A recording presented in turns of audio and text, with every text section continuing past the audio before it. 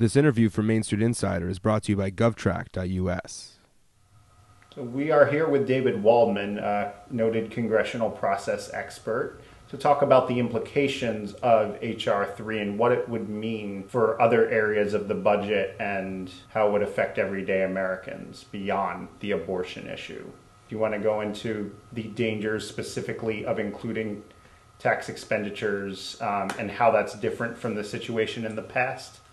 Well, I'm going to link it to the situation in the past. The H.R. 3 revives the theory that underlay the Istook Amendment that came about in the mid-1990s, named after its chief sponsor, Ernie Istook, who's no longer in Congress. But this was an effort following the 1994 Republican Revolution led by Newt Gingrich that revived an old conservative idea of defunding the left. In other words, trying to defeat the left by depriving them of the funding that they use to compete in the marketplace of ideas. The Istook Amendment targeted, at the time, federal grantees. It sought to make it illegal, essentially, for federal grantees to engage in any lobbying activities, to lobby Congress. The theory was that federal grantees were taking federal money and using it fungibly, that is, interchangeably, with their own money, even if the money was otherwise, the rest of their funding was private. They were able to interchange federal grant money with their own pool of money to continue paying for lobbying of Congress that would presumably result in even greater grants. So while this made a certain amount of sense, especially to conservatives and budget hawks, what it ended up doing was essentially curtailing the First Amendment rights to lobby the government of a decidedly liberal slice of the public policy and advocacy community. And in fact, it left out, by design, the conservative part of that community. There is a large sector, of course, of conservative think tanks and lobbying organizations that do depend, in a manner of speaking, on federal funding, at least according to the theory that underlay the Istook Amendment. But that was left out of it. And what I'm talking about there is the tax expenditure side. Tax exemptions and tax deductions. So for nonprofit corporations, you mean? Mm-hmm, exactly. A nonprofit corporation, according to the Supreme Court, in a couple of cases that were actually cited by Istook in his testimony on behalf of his bill, the Supreme Court had decided in two separate cases that tax expenditures like deductions and tax exemptions are, in effect, the same as a cash grant in the amount of taxes you otherwise don't have to pay.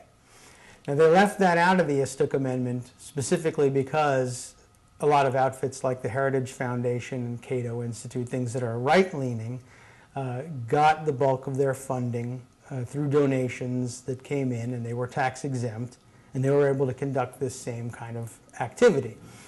But the Istook Amendment carved them out. What's happening now, of course, is they're putting that back in. H.R. 3 is, in essence, the Istook Amendment on steroids. People have said it's the Hyde Amendment on steroids, but it's far more broad than that. In addition to targeting the issue of abortion, what it does is it leverages the federal government's power to go in and control the destiny of every dollar in your pocket. Any person or entity that's receiving tax deductions, tax exemptions, tax credits of any kind is deemed to be getting a federal benefit. And if you are spending any money at all, in this case on abortion, but the next case may be anything else, whether lobbying, again, as the original Istook Amendment targeted, or collective bargaining rights, whatever the issue may be, if you're taking advantage of any tax benefits, that money is fungible under this theory and reachable by the federal government. Congress can choose to step in and prohibit you from using your own private dollars and using them for your own private purposes, based solely on the fact that you take a tax deduction somewhere along the line. And how could this affect the progressive cause down the road? in the cause of any kind of organization that depends on,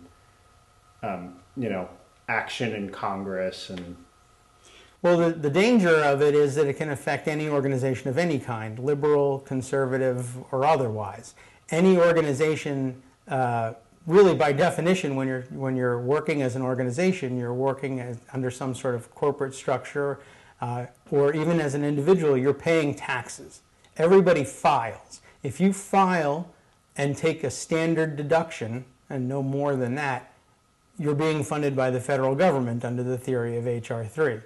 And they can reach in and say, because you took a tax deduction, you're on the hook to the federal government, whatever it is you're doing. Now, the new Republican House has a long list of people they'd love to target. There's no shortage there. But the real problem is the theory can allow any Congress of any stripe to reach anybody's activities, no matter what they're doing. It just so happens they're beginning with someone that they think of as a weak enemy. But it can move into anything. And would you see as the best measures that can be taken to prevent this kind of thing from spreading?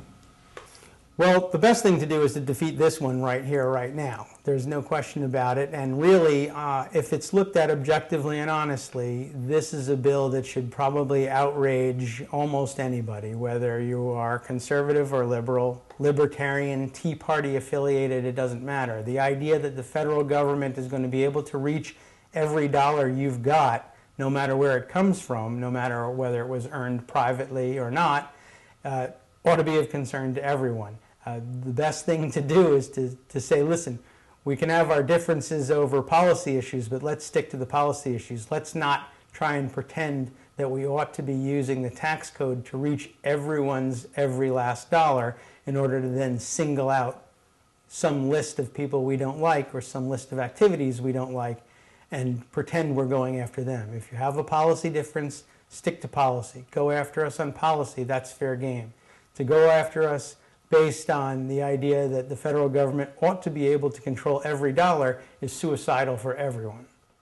Okay, is there anything else you'd like to add? I don't know what I can add to beyond to saying that something is suicidal for everyone, but no, really, this is something that ought to be of interest to everyone. There will only be a small slice of people I know that we can probably motivate to oppose it, but what you're seeing right now, for instance, in Wisconsin and Ohio, this attack on collective bargaining rights for public employees, you'll probably see a similar attack made under the same guise. There's really nothing stopping them once they successfully convince people that this theory is valid. Right now, the target is abortion, but it won't be a long jump until the target is perhaps access to contraception or, for that matter, access to collective bargaining rights, which you're seeing under attack as it is.